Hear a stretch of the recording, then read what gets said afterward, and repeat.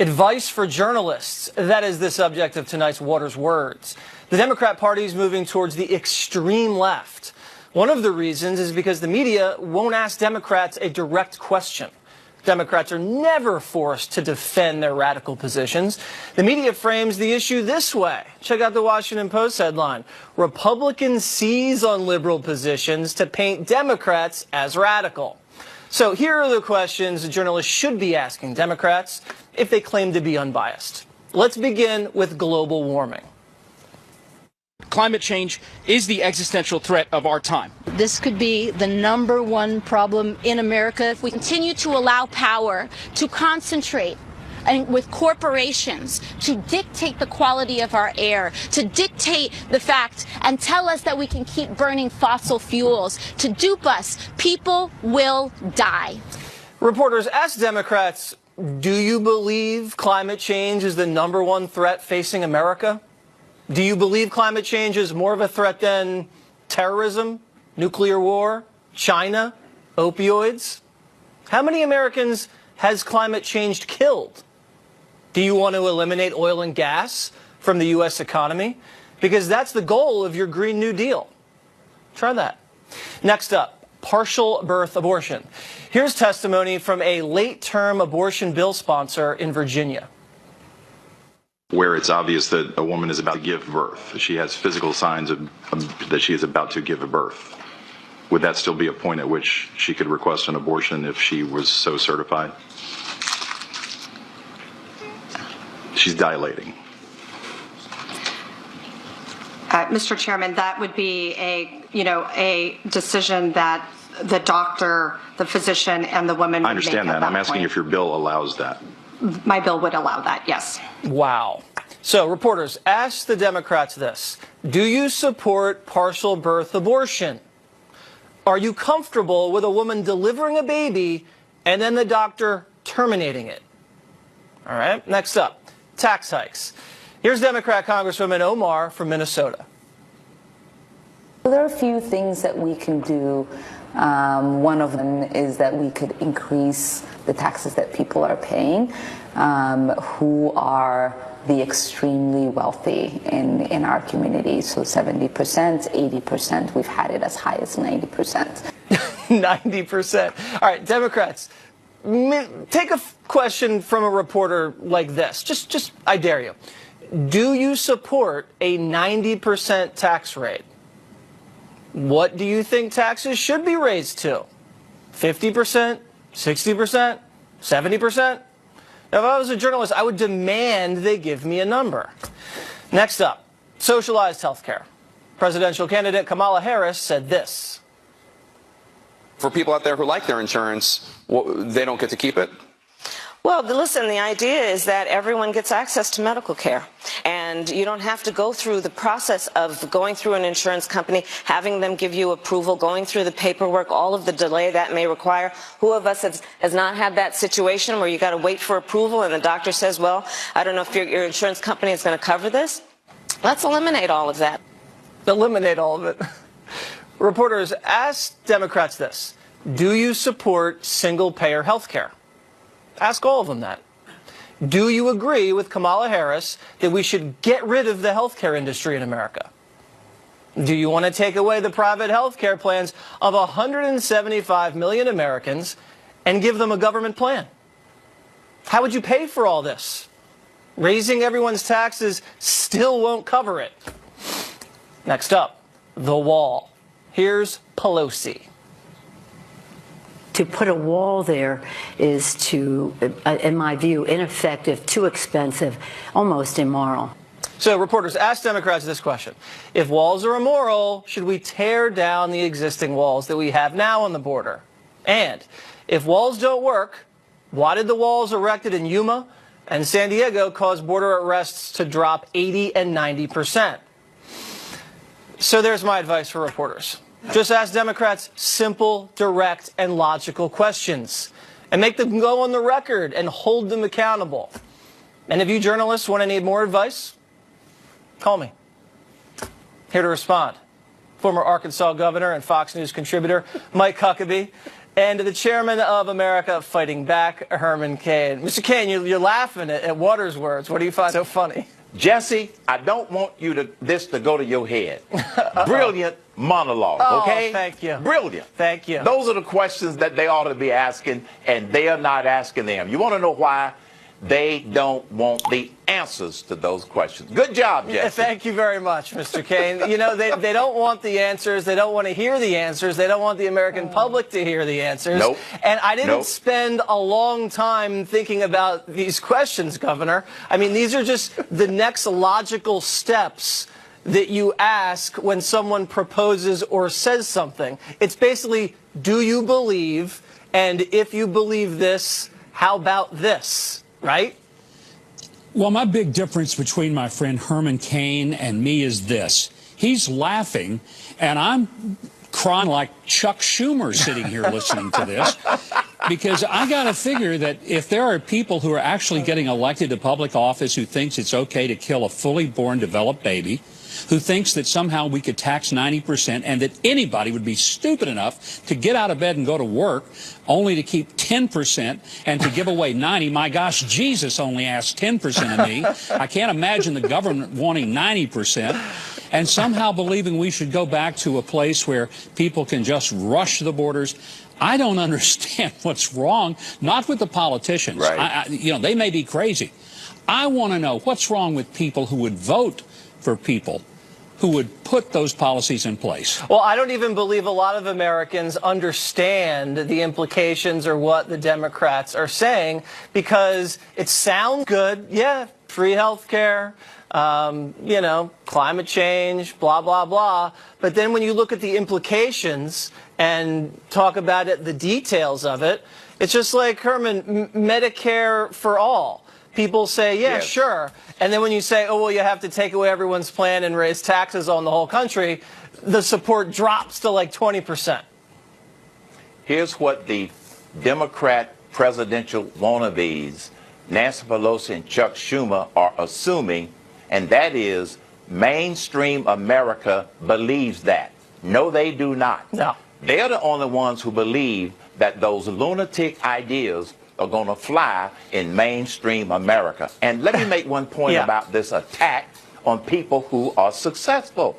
Larry Kudlow said earlier today that 1% of the taxes, the top 1% pays nearly 40% of all the taxes.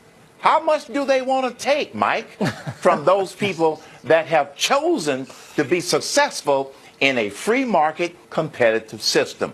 That's where they are that's where they're assuming that the mainstream American people are gullible. Most of them are not. And Mike, Herman brought up people in middle America, mainstream America, freezing right now. I wonder if the people in the polar vortex believe the Democrats' idea that global warming is the biggest threat they're facing right now.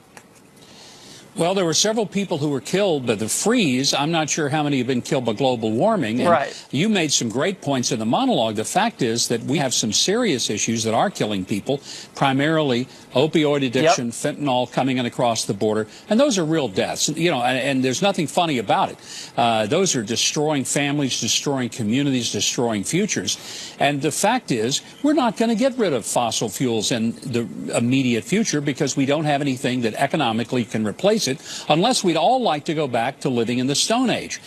No, you know, no offense, but I don't want to live like Fred Flintstone. I've worked real hard to live better than that, and that's where we would end up if we went and got rid of all fossil fuels. All right, yubba dubba doo, everybody. I'll see you two later. Thank you very much. You bet. Thanks. All right, coming up, CNN and San Francisco businesses want to ban the MAGA hat. Okay, they're very upset. And later, the Party Bros on the craziest Super Bowl ads you'll see on Sunday.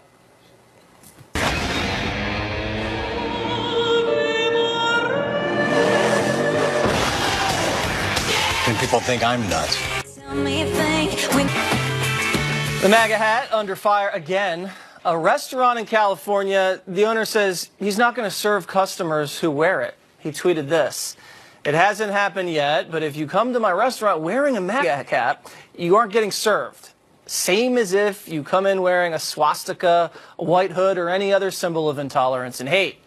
CNN even took the racist comparison one step further. If people were wearing shirts in that said, "I hate black people," would he be okay to say, "Don't come into my place with that"? And I think most people would be like, yeah, that's how people like him see the MAGA hat. That hat means the Central Park Five to people. Maybe it means birtherism to people. Maybe it means, Mexicans are rapists to people. Joining me now, actor Stephen Baldwin, the star of the movie The Least of These, now in theaters. Go check it out. And the co-host of Un-PC on Fox Nation, Britt McHenry. So, Stephen, this hat now. Yeah. Can't wear it in restaurants. CNN says it's offensive. Can't wear it. I mean, what do you think about all this crap? Well, if my hair wasn't looking so good right now, Jesse, I'd teach these folks a lesson. Okay. If you know what I mean. It's not looking that good. I think you might be able to try it on. Well, here's all I can say. I'm here to promote a movie. Yes. That's an important film for lovely reasons. But can we get a good? Yeah, there we go. Can you see this, folks? Not going away anytime soon, people. If you just saying, if you ban this hat now, they're going to wear it more, Britt. I mean, CNN just maybe got another 100,000 sales for the hat. Every time, but it doesn't make sense from a business perspective. If you consider the red hen, remember the controversy and outrage when the owner didn't want Sarah Sanders in there. That owner ended up resigning. Do you hear anything about that? No, you just see missed profits and a really dumb decision. What happened when Kanye wore the hat? I mean, he had superpowers. Does that mean he's racist? Kanye, remember he went to the Oval with the president? I mean, if he goes into the restaurant, does that mean they're not going to serve Kanye? But maybe he'll go there wearing the hat. He should. And then he'll just do the whole love thing like he does. Yeah. And then we'll all just get along. Yeah, it's possible. I think that's probably never going to happen.